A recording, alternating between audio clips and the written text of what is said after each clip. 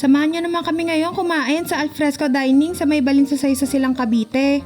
After namin bumili ng TV at mag-grocery, pumunta naman kami agad dito para kumain. Huy, alangan naman tumambay lang. Mga B, favorite talaga namin kumain dito. Favorite kasi namin yung crispy pata kare-kare nila. Yun talaga yung binabalik-balikan ko dito kahit yung nanay at tatay ko ayaw mo nang bumalik dito pero niyaya ko talaga sila at kinulit para kumain dito. Alam nyo, nakaka-enjoy din kasi at saka nakaka-relax kumain dito sa may Balinsasay. Para kasing province type siya tapos ang ganda ng ambience ng place. O tingnan nyo yung nanay at tatay ko, kala mo dalagat binata, napaka-sweet pa rin talaga. Charis, nasa mood lang talaga yung tatay ko kaya ganyan. Kita nyo naman siguro sa video na halos puro halaman yung paligid dyan. O diba nakaka-relax din talaga kumain dito. Tapos pumunta na kami dito sa may kubo namin. Dito nga pala kami kakain.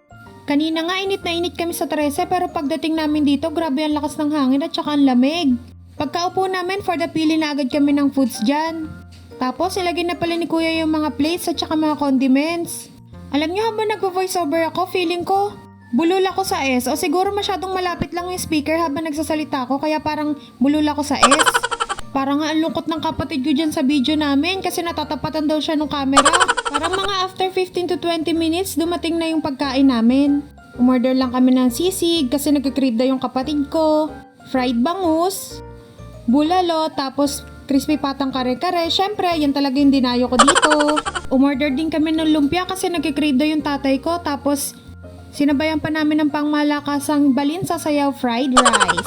Akala ko nga yung Balinsasayaw rice nila may kahalong ibon. Huy! For the soup lang talaga yon yung sa ibon ng Balinsasayaw. Alam ko kasi may Balinsasayaw soup sila dito pero hindi yung mismong ibon yung niluluto Basta guys, search nyo na lang din talaga sa Google yung Balinsasayaw na ibon. Kasi may part doon na ginagawang sabaw nila. Di ko sure kung laway o yung sa may nest nila. Basta kung curious kayo, i-search nyo na lang guys. Kari! Naalala ko dati ng mga bata kami, nakakain lang kami sa may McDo, Jollibee. Paulit-ulit lang talaga yon. Pero syempre, hindi kami nagsasawa doon lalo na sa may McDo ng Gentry, sa may Manggahan kasi may palaruan pa yun dati kaso ngayon wala na kasi ginawa na rin kainan. Nakakatuwa lang din kasi na ngayon mga dalaga na kami at nagtatrabaho. Kaya na namin ilibre yung mga magulang namin dito sa ganitong kainan. Syempre kung dati silang nagdadala sa amin sa mga fast food, ngayon sila naman dadali namin sa mga ganitong kainan. Dito nga kami madalas kumain kasi pet friendly tong kainan na to. Kahit favorite ng nanay ko yung mga inasal, basta kasama namin si Shadow, kailangan kumain kami dun sa may pet-friendly food place para hindi naman namin naiiwan si Shadow kasi kawawa naman ko naiiwan namin sa bahay. Medyo natroba nga rin ako nung naiiwan yung aso namin sa bahay. Alam nyo ba yung huli naming aso na si Panther Boy, bago mawala siya, iniwan namin yun sa bahay. Ginawa niya, nagkalat siya dito, tapos iyak ng iyak, nakikita kasi namin sa CCTV. Tapos ayun, kinabukasan nabangga si Panther Boy. Grabe nga iyak ko nun tapos sabi ko sana hindi pala natin iniwan si Panther Boy doon. Para sana man lang naigala namin siya kahit sa Walter man lang. Kaso medyo malaki din kasi talaga si Panther noon. Kaya ang hirap niya igala sa mga mall. So yan na nga, after namin kumain bumili naman kami dito sa may pasalubong center nila.